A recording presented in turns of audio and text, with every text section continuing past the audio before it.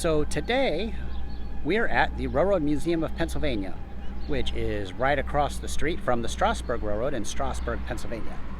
I have not been to this museum, although I've been to the Strasburg Railroad a couple times and seen what they have and ridden their train, but I've never been across the street to the Museum of Pennsylvania because honestly, I'm not a Pensy fan, so I never thought this would be that great. But I understand that they do have some pretty awesome stuff, and it's a pretty nice museum. They've done a really good job of preserving what they have, a lot of steam engines. So we're gonna go take a look, and we're gonna go see what they got.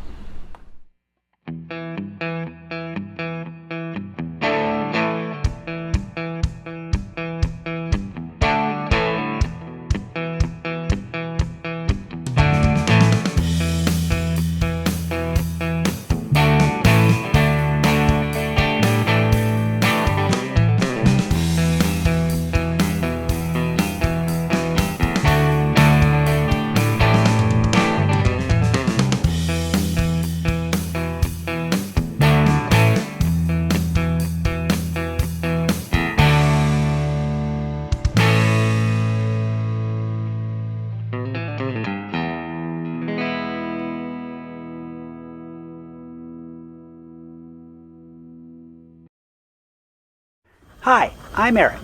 For my 50th birthday, my wife is sending me on a 2-week adventure to see as many steam locomotives as I can. But I'm not taking this trip alone. I'll be joined by my son Carson and our good friend Chris. Now, Chris and I have both worked in the tourist railroad industry for many years. So along the way, we're going to catch up with some old friends and meet some new ones. We're going to get some special behind-the-scenes access into things that most people don't normally see, and also offer insight into the complicated machinery of steam locomotives and the world of tourist railroading. So join us on this epic adventure where each day brings a new discovery. We just walked into the Pennsylvania Railroad Museum, and this is massive, huge, wild. There's diesels, there's steam engines, there's fireless, there's models, everything. For the 1939 New York World's Fair, the Pennsylvania Railroad displayed a number of historic locomotives and cars it had collected over the years. After the fair, the railroad continued to store and preserve that equipment until the 1960s, when their successor, Penn Central, decided to deacquisition the equipment. Now, if you were with us for episode 1 from Altoona, Pennsylvania, you'll remember our friend Zach telling us that there was consideration to turn the old Altoona shops into a museum, but when the city of Altoona was not interested, Strasburg was chosen as the location. So this facility was constructed adjacent to the Strasburg Railroad and opened to the public in 1975. There's a huge collection of steam and diesel locomotives, plus freight cars, passenger cars, electric locomotives, and model train exhibits. Since we were here on a Sunday, the museum was only open for 4 hours, and there was a lot to see during that brief time. We were waiting in line when the doors opened at noon and shopping in the gift shop when the museum closed at 4. Our drive from yesterday's adventure in Reading, Pennsylvania was a short one. This allowed us to sleep in, get breakfast, and check out the first Strasburg Railroad train of the day before the museum opened. I'll cover more about the Strasburg Railroad in the next video. This one will exclusively feature the extensive collection of the Railroad Museum of Pennsylvania.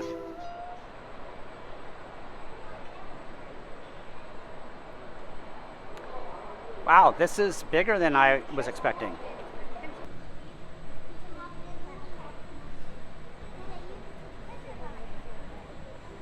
John Bull.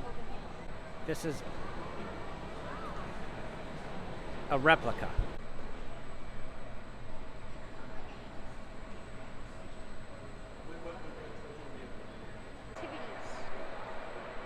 I don't know what would that be for?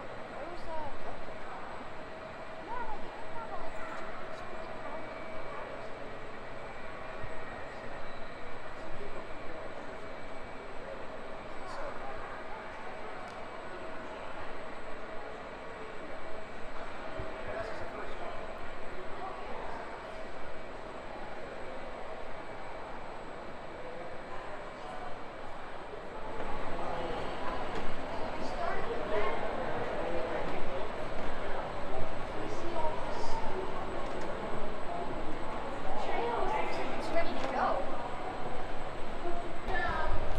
So was all this equipment part of the Pensie's historical collection, and then it got donated here, or most of it? I think most of it, especially the old Pensie. Anything that says Pensie on it, I think was part of their collection, and then they've added to it over the years. Okay.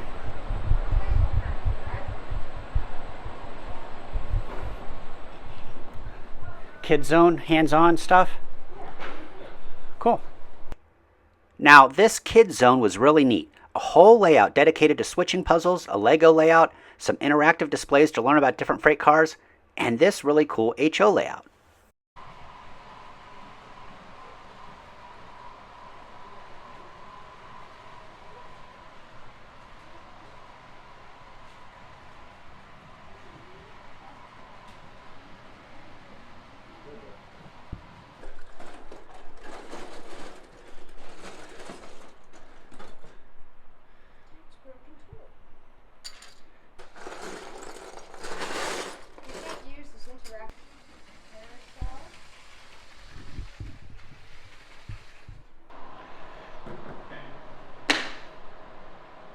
Soda,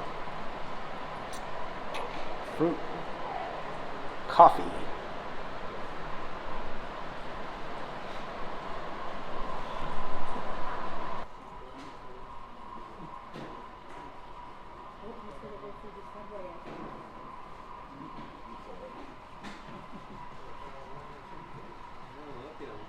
Look, Joey, here they come. There's two.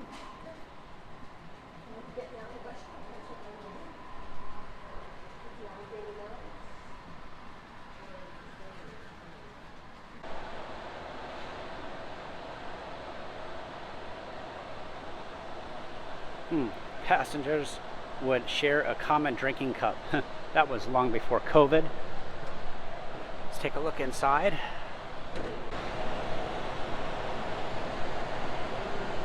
Some fancy woodwork.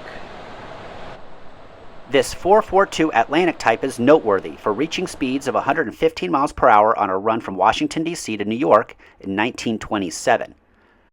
Charles Lindbergh had landed in Washington, D.C. after his transatlantic flight, and the International Newsreel Corporation needed to get its footage to New York for publication ahead of other news agencies. While other agencies transported their film by plane, International Newsreel shipped theirs by train. They were not the first to arrive, but since they were able to develop the film on the train en route, they were the first to make publication.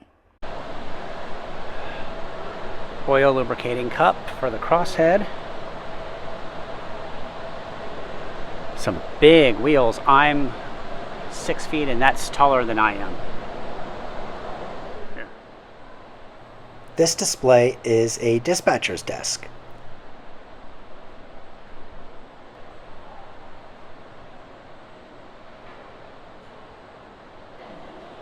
Does it smell like creosote in here? Vaguely.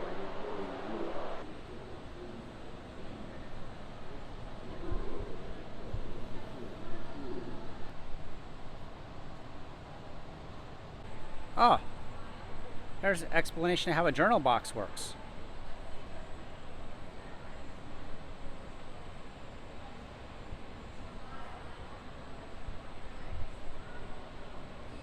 Never seen that in a museum before.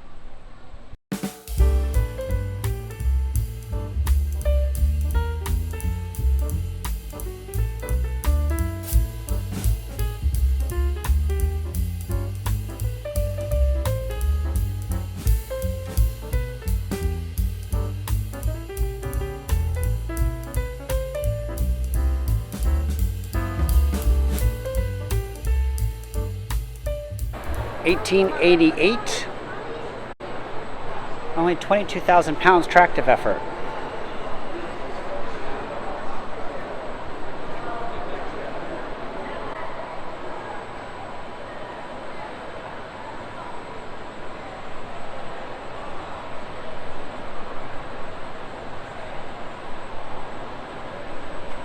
They're going to let us go down in a pit underneath the locomotive.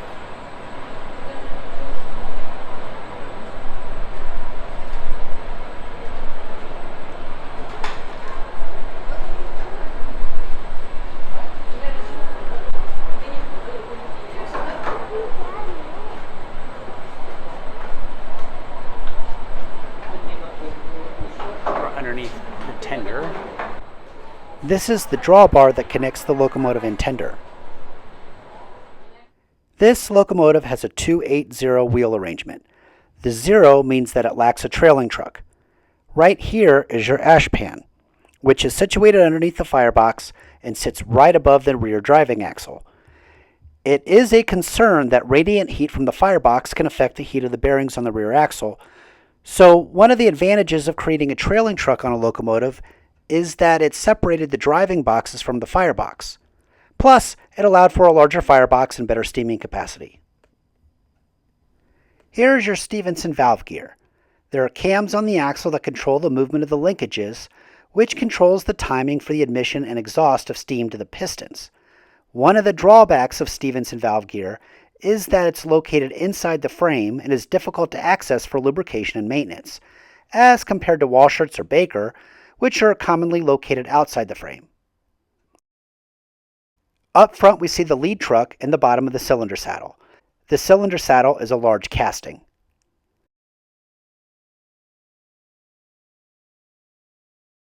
These are your bearing boxes. There's a packing of hard grease on the bottom. A spring pushes the grease up against the bottom of the steel axle. As the axle turns, it picks up a film of grease and carries it around to the brass bearing surface on the top.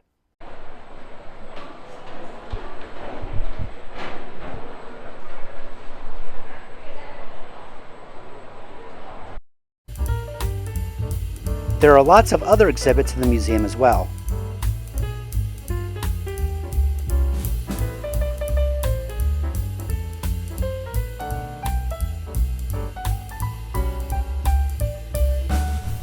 Hey, come here. Try out this.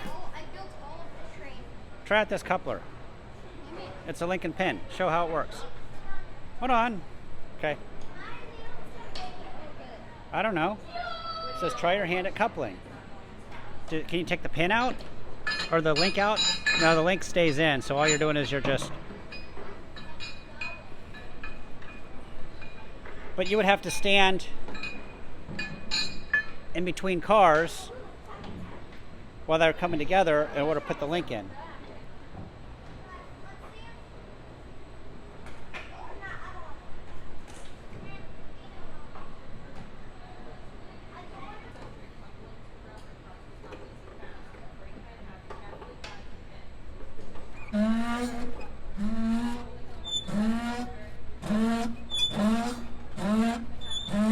Need some oil.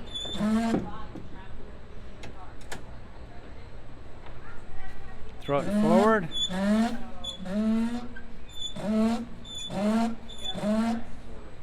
It doesn't stay, it keeps slipping. I guess you tighten it up.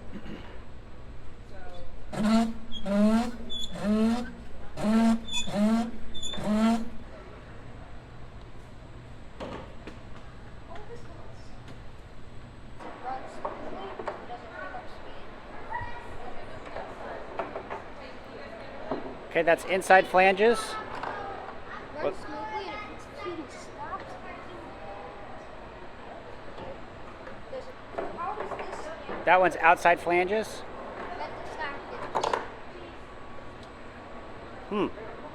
That would come. Okay, well, do wheel number 1 again. I didn't see it. So that's a center flange or both dual flange. Oh, it actually works that time. Sometimes it does, sometimes it doesn't. Yep, there. That didn't work that time. So does the inside flange work every time? Obviously in real life it doesn't work every time because we've seen derailments.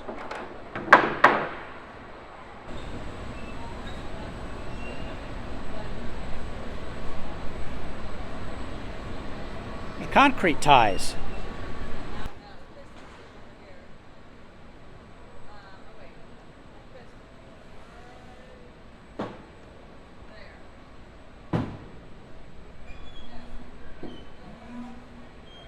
How'd you do? Did you keep it hot? I mean, it's red, so.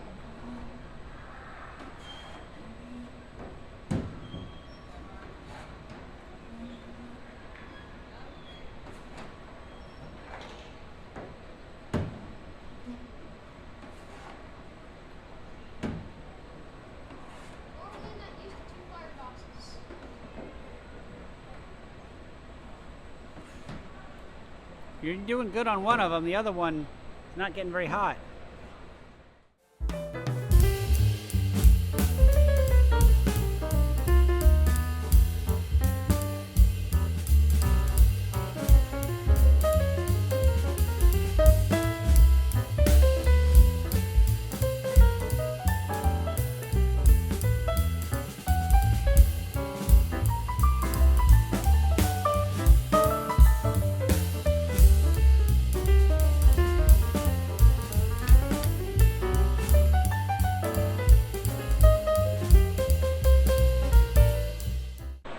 Let's take a look at this one here.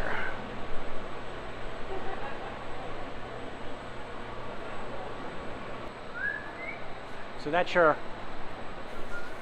throttle.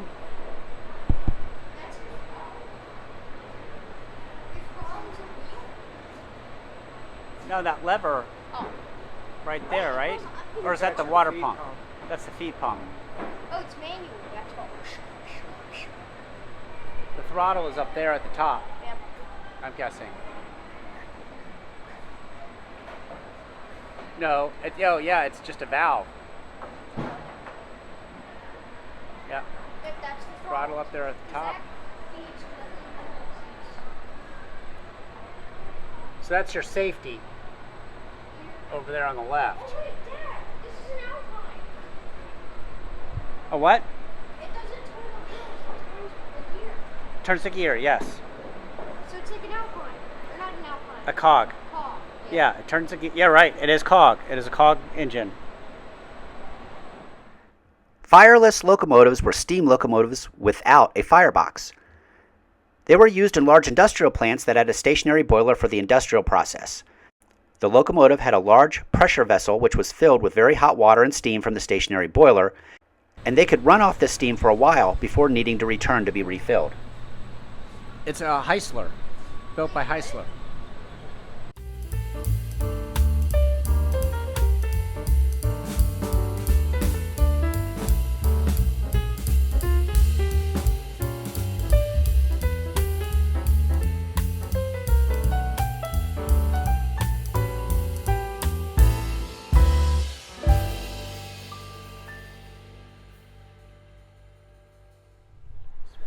So this is a How is it 410-2.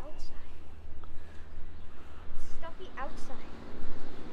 It's humid. It's hard to breathe. It's hard to breathe through my nose. Yep. No jacketing. That's actually a good thing. Really? Yeah, when you the insulation, have insulation on your boiler and it gets wet, it holds that moisture in and then causes your causes corrosion. So actually removing the insulation and the jacketing is actually better. Unless you're going to put the jacketing on with nothing behind it and just have the space and have an airspace behind it. But if you're not going to do, if you're just going to leave it with the insulation on it, it does more damage. It looks like they just brush painted it. You can see all the brush strokes. And we're supporting the local wildlife. I'm happy to see that. I think that's lichen. I mean, that's lichen right there. I liken it's green. That's kind of cool.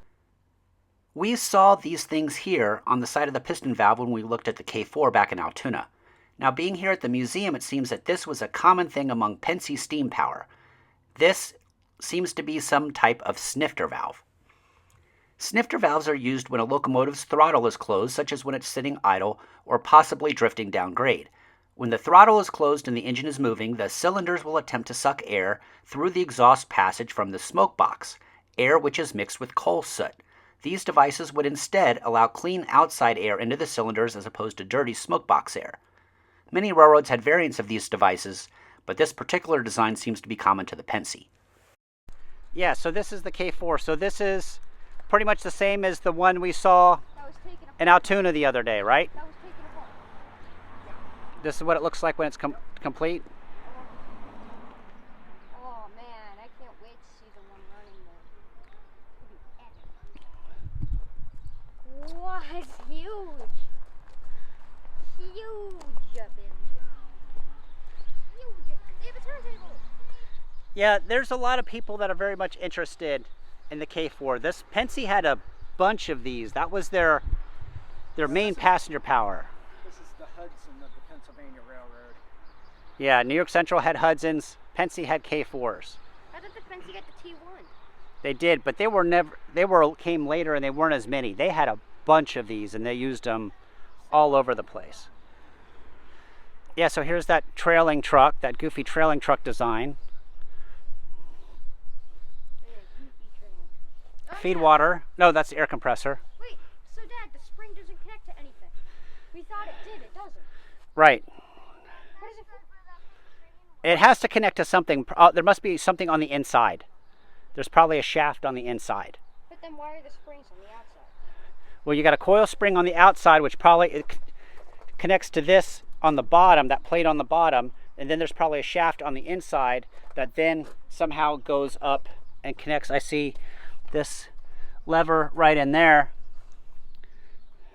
and it must connect to that. So then why? So the box pushing up on the leaf missing spring. Pieces? No, you're just not seeing the whole thing because there's parts on the inside that we can't see.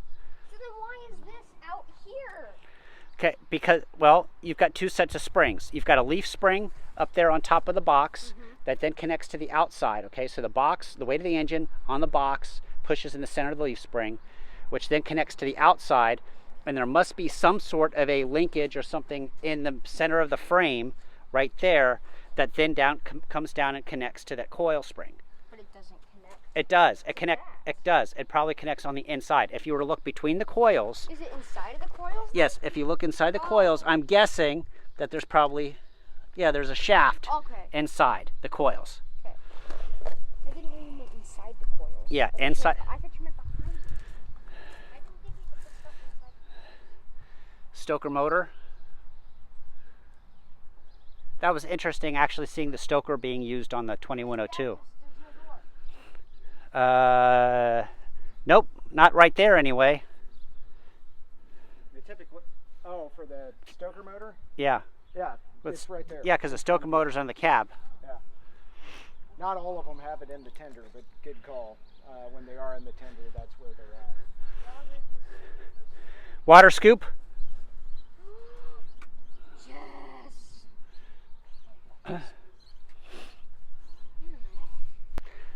All right, this has got some, go stand next to that. That's got some pretty big drivers. Go see how big those are. I don't know if I can actually get. Oh! Okay. Yeah. Yeah, that's some big drivers. Yeah. Yeah, because you're about 5 feet. Like 5 feet? You're a little more than 5 feet. It's like 5'5". 5'5" in diameter. Oh, no, it's bigger than that. It's bigger than me. Here, look. It is on rail, but that's still quite a few inches bigger than me, right? Yes, it's a high-speed engine. High-speed passenger engine. Now that's actually, that 482 is actually a pretty nicely proportioned engine, except for that goofy, was it Bell Pair Firebox? I know that was the thing with Penske. Why were Bell Pair Fireboxes? Why did they think those were better? All of the stable lengths are the same. And another benefit that you get is you get a lot more direct heating surface. But the drawbacks are, one, you've got to have dies. You got to form it over dies because you've got those weird hip sheets. And then you've also got a lot of unsupported area where you've got to do those like through stays at the top. So you didn't need custom length stay bolts, so they could basically all be the same. Yeah, that was supposedly the big attraction to them. There's only one brake cylinder there. That one's got a water scoop too? It's got a doghouse on the tender back there too. A doghouse for the brakeman to ride. Yeah. And then this has got that feed water. Pump. That one's. Oh, that's a Worthington. Yeah. Okay. Yeah, I see the pump there on the hot water pump there on the side, and the tank in the top. It's just a little bit differently mounted than I'm used to. There's a lot of different. Because Penske. Because Penske. That was pretty hard for me. Standard railroad of the world did everything different. Yeah, they were the standard. Everyone else was the deluxe. I'm guessing that was freight, that was passenger. Yep. Well, they use these in mixed service. These were high-speed freight. I'd assume that they use these in passenger service at some point, but you're right. But the K4 was strictly pretty much designed to be a passenger engine. Yeah, and they had a boatload of them, and so yeah. They had hundreds of them, didn't they? Oh, I think they had over 1,000. One way I can tell is all the And there's only 2 left? On this side. That one's on both sides. Just too many. No, it is a piece of history. So this is some sort of a doodle bug, gas engine. I don't know what they call. Every railroad, different railroads call them different things. On the Rio Grande Southern, they're geese. Okay, who's over here? What is this? What? A 282. 282. Not high speed. Nope, this is a freight engine. 282. Freight. No high speed. No sign of a feed water computer. No sign of a water feeder. It's definitely Pensy. Because it has these. Yeah, it's got the drifting valves. It's got the bell pepper. the bell pepper, the bell pear firebox. Yes. I like to call it bell pepper. Okay, the bell pepper firebox. You don't have to. What is that big pipe? Is that a gauge? No, this is another one of these Pennsylvania innovations. What is that? Those are the boiler checks. And then the feed from the injector, there's a pipe in there that goes up to the front of the boiler where the injector actually discharges. Also, the throttle's gone. Wait a minute. I can't find a throttle. The reverser's really weird. You're saying those big pipes go to the boiler check? Yeah, those are boiler checks on the back end. They go down here. Oh, I see. Yeah, Yeah, not. they are boiler checks. It goes down, connects to that. No, it's part of the injector. Well, that's what he's saying. So the injector takes okay, there's your steam supply for your injector. Your water supply comes off the left. The steam supply comes through the top. Then it discharges through here, which then goes up through a boiler check on the back head, as opposed to everybody else What is that? having their boiler checks up on the front of the engine. And see, because that is a goofy thing. So the other side is for the water pump, probably. No, And are 2 injectors. No, it has 2 injectors. yeah, Pensy was loath to put anything modern on their power. The only reason this thing's got a stoker is because of the ICC law that came out in the late 40s. Otherwise, this thing would have been hand bombed, as were the K4s. Really? K4s for him? Oh yeah. Yeah, Pensy hated feed water heaters, hated anything modern on it. Sucks. Yeah. Are you sure we didn't see a stoker underneath the cab, or am I thinking of the Mountain had a stoker? Well, I mean, that's what I said. In the late 40s, the ICC finally passed. Oh, and they required them to add them. That said, above this amount of heating surface had to be stoker fired, and so the Pensy reluctantly put stokers on that stuff. But for the longest time, the K4s were hand bombed. They have a cafe car, but it's electric? Yeah, this is an electric car. Why does the snack car power the train? Well, it probably is. I don't know. Maybe it's more than just a snack car. Maybe it has seats in it as well. And maybe it ran by itself. Okay. Or maybe they ran it in configuration. Food truck on rails? I'm in. Food truck on Food rails. truck on rails? I don't know. I guess it depends what they're serving. If they're serving tacos, maybe you're not interested. Why? Do you like tacos? I'll eat tacos. I'll eat tacos like I eat burritos. That's actually a brilliant concept. The taco train. Yeah! Yeah. Taco Tuesday. Yeah, that's the next thing in tourist railroading. Yeah. Is you have ice cream trains, you have beer trains, you have dinner trains. It's gonna be a taco train. That's what. Now, this display here shows that the museum is fundraising for an additional exhibit. They're looking to build a roundhouse outside to hold additional locomotives.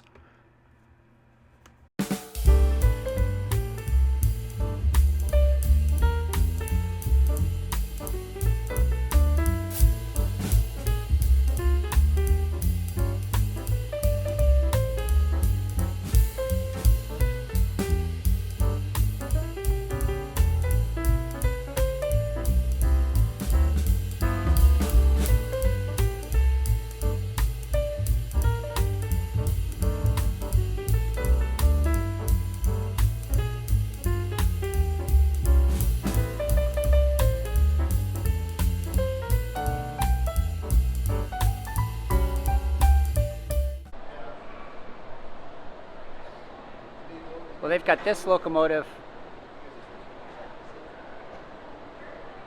identified with parts. Yeah, it's had no brakes press.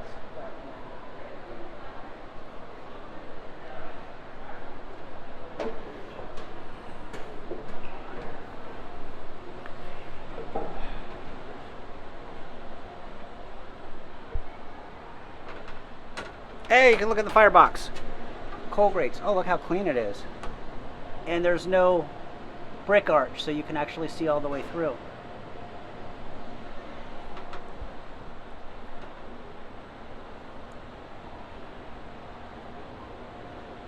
Okay, so those are your boiler checks. Yep. Weird. Yep. So were they thinking... Yeah, and there's your injectors. Mm-hmm. So were they thinking that they were going to put the cold water in over the fire so that it heats up faster? I honestly don't know what they were thinking, if they were thinking. Did it result in a lot of broken stays?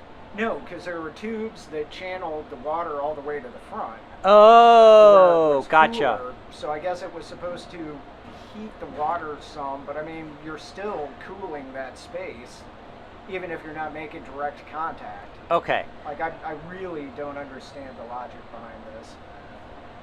All right, so the boiler check would then go into a tube that goes all the way down the length Yeah. of the boiler and discharge at the front. Yeah. Okay. And that's an interesting set of fire doors. It's not your standard butterfly doors, is it? No. Safety pops. Oh. Well, the one on the right and the one on the left. No, that's a safety. Okay, that's a safety pop. Okay, this is a boiler check, a side-mounted boiler check. And that is a hydrostatic lubricator. Oh. I'm not that familiar with hydrostatic lubricators. I've not had to mess with them. We have all mechanical lubricators, which I understand hydrostatic lubricators are kind of finicky. But it works on steam pressure, so I think you fill a reservoir with oil, and then you have steam that goes in there. The steam condenses, and then it pushes the oil through the tubes to go to your lubrication points. And each one of those valves, so each one of the glasses will show the individual drips of oil going past. It actually goes up. The oil goes up through the glass, and you can change the flow through those valves down at the bottom. Yeah, I've never really worked on them.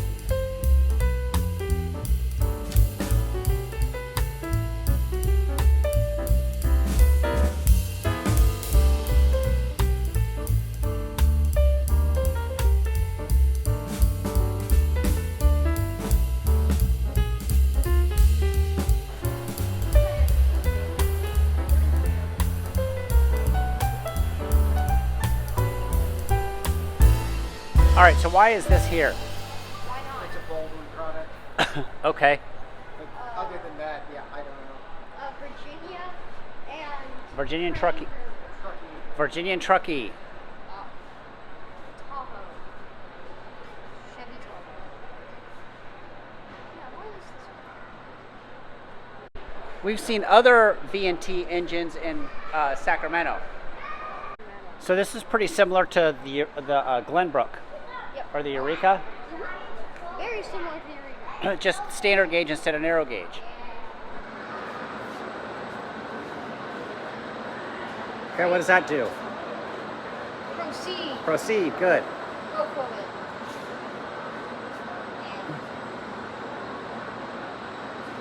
Stop. Okay, let's back up. No, not quite. You gotta stay perpendicular to the track.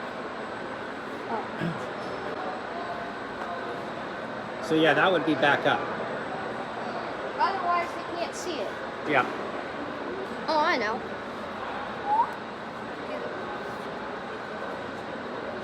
Stop. Breake, right? Oh, but this one,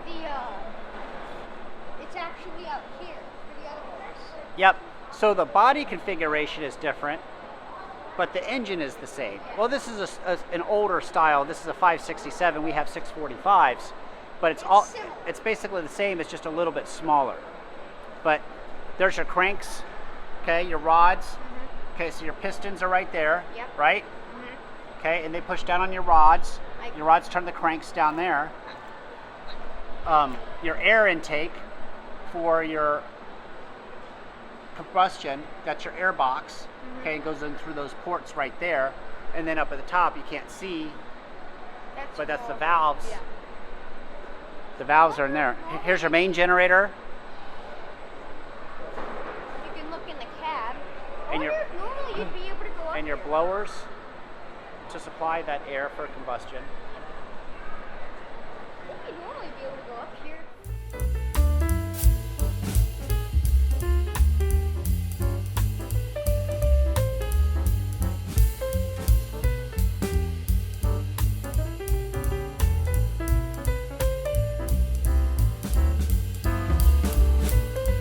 Yeah, no, they've all been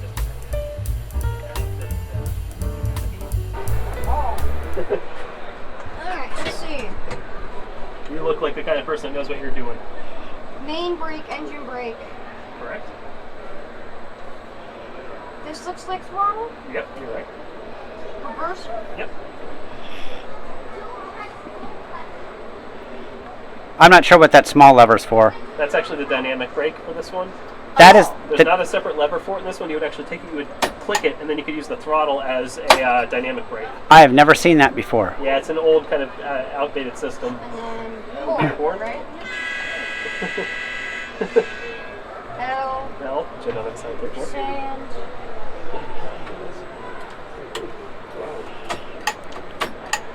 This is a GP30. Yeah, correct. Yep. Built in 1963 by EMD. Headlights. Yeah, so a lot of the switches are you can see all the labels are worn off on them, so I couldn't tell you exactly which ones do which, but most of them are for things like your number plate lights, your gauge lights, And then of course you have radio phone, yep. One's going to be your control, one's going to be your fuel pump, and one's going to be your generator field. Yeah, yeah, these three up here, yep. Yeah, the three top ones. Fusees and torpedoes. all the electrical boxes. Mm-hmm. Traction control should be in here, right? Yeah, there's a lot in there. If you want, I can open one of these up and you can kind of see what's inside. Yeah. Before -2. It's a lot of electrical stuff. Oh, man. So it looks like We were digging through some diesels that were only run 5 or 6 years ago down at HST. Okay, yeah. Yeah. It's just some of the guts of the locomotive there. And we do have all the doors open on the outside so you can see all the mechanical stuff too when you go out there. Perfect. Thanks.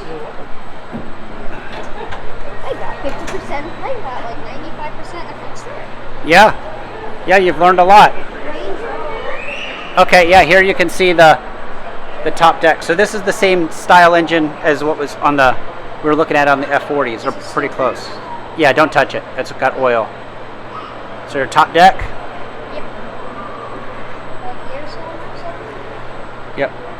Governor, radiator water, oil pump, water pump. Chris is waiting for us.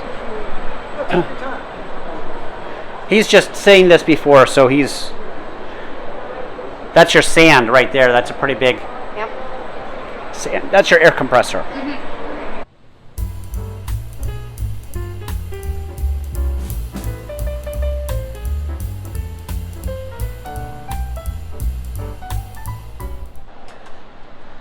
Take a look in this Pullman car.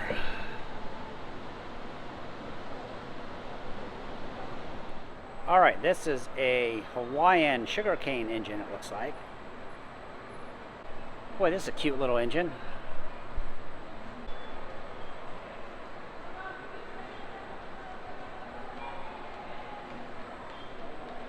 So it was not used by Disney, but part of Ward Kimball's collection at one time.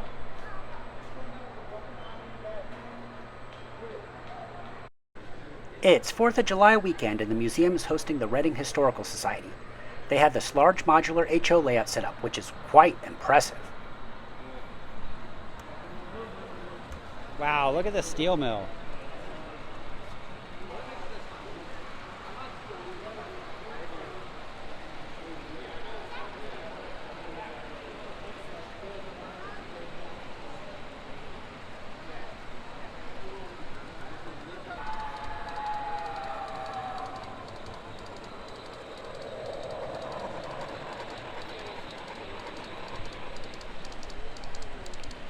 So that's the Hershey plant. Yes. Oh, there's the 90. Chris, did you see that? The Strasbourg Oh, yeah. 90. There's an old wooden baggage car showing how the bags would have been hung, and that hook comes out to catch the bags as they go by. We got a close look at the baggage car. Steamtown. Oh, there's a interior of a baggage car and a model. RPO, I'm sorry, RPO cars. So that had a baggage section and a mail section. So they've got all three of the main geared engines all lined up here on display. And I don't think, we haven't seen a Heisler yet on this trip, have we? Well, actually we haven't seen a Heisler or, well, We've seen both. well, it was undercover. Okay. We didn't look at it closely. Yeah. They have a Heisler, but we didn't really get to see it. And they had the one that was in the back shop that we didn't, at Durban, that we didn't get to see. So this is a Heisler. So it's got two cylinders that make a V formation, come down to the center and turn a crankshaft that runs down the middle. This one looks like the crankshaft is missing, but that's where it goes. And then turns the wheels from the inside. So you would have gears. Yep, there's your gear on the inside. So this is a 2-truck Heisler. 1, 2 trucks. And it's kind of interesting when you watch these run. This one is out of time, but the rods will be in sync because everything is gear driven. Everything is a drive wheel. So the rods on the rear truck and the front truck go all up and down and around at the same revolutions, and they're usually synced together, are the ones that I've seen.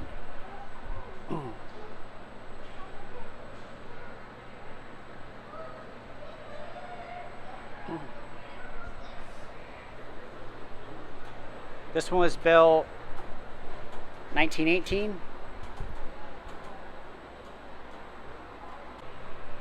All right, so here's a Climax. The poor man's locomotive.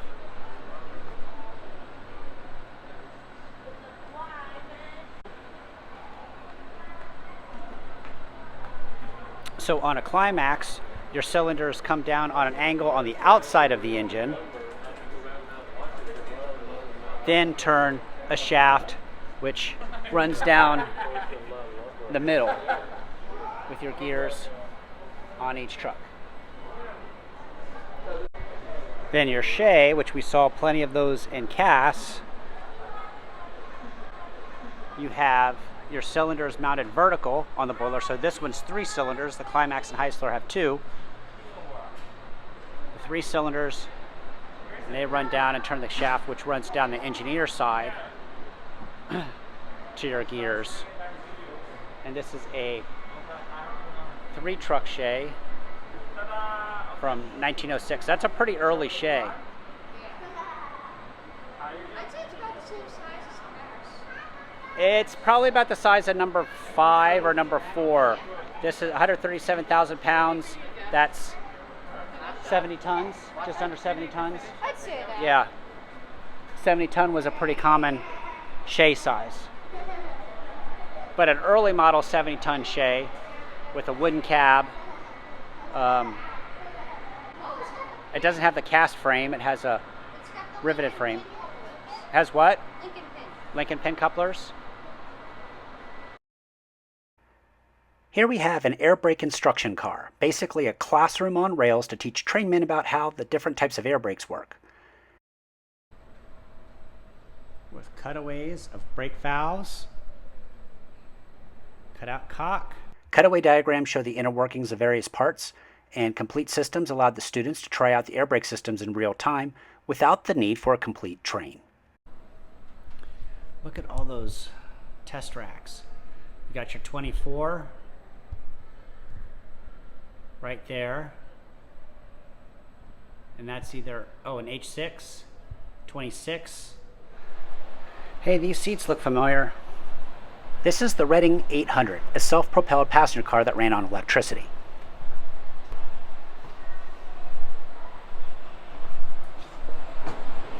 Controls at both ends.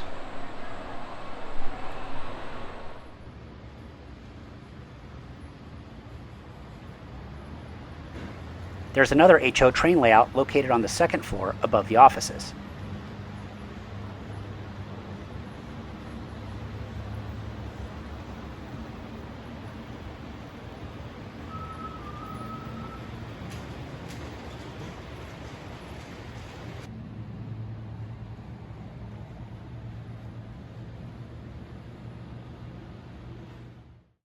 Now's the time of the program where we count how many steam locomotives we saw. The first is the John Bull replica, built in 1940 by the Pennsylvania Altoona shops. Next is his fireless 040 number 111, built in 1941 for Bethlehem Steel.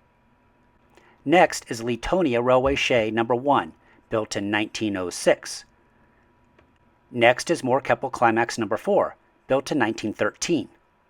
Completing the collection of geared locomotives is Heisler number 4. Perhaps the largest fireless steam locomotive ever built, an 080 built by Heisler in 1939 for the Pennsylvania Power and Light Company. Also from the replica collection, the John Stevens, built in 1939 by the Pennsylvania Railroad's Altoona shops. Virginia Truckee 260 number 20, the Tahoe, built in 1875 by the Baldwin Locomotive Works. 040 Switcher number 94, built by the Pennsylvania Railroad's Juniata shops in 1917. Number 5741, a G5S 460 commuter locomotive built in 1924 by the Pennsylvania Railroad's Juniata shops. The 1187, an 1888 280 consolidation, built by the Pennsylvania Railroad's Altoona shops, the oldest Pennsylvania Railroad locomotive in existence. Number 460, a high-stepping 442 Atlantic type, built in 1914 by the Juniata shops. 482 Mountain number 6755, built in 1930 by the Pennsylvania Railroad's Altoona shops. K4 462 Pacific number 3750, built by the Pennsylvania Railroad's Altoona shops in 1920. 282 Mikado number 520, built by the Baldwin Locomotive Works in 1916. Number 1223, a 440 American type, built in 1905 by the Pennsylvania Railroad's Juniata shops. The 1251, a 060 shop switcher, built and used by the Reading Company in 1918. Olamana, built by Baldwin in 1883 for the Waimanalo Sugar Company. 7002, a speedy 442 Atlantic type built in 1902 by the Juniata shops of the Pennsylvania Railroad. Interestingly, the original 7002, which set a speed record of 127 miles per hour, was scrapped. This locomotive is actually the 8063, which was renumbered in 1949 to represent the 7002 for the Chicago World's Fair. the 2846, a 280 built by Baldwin in 1905.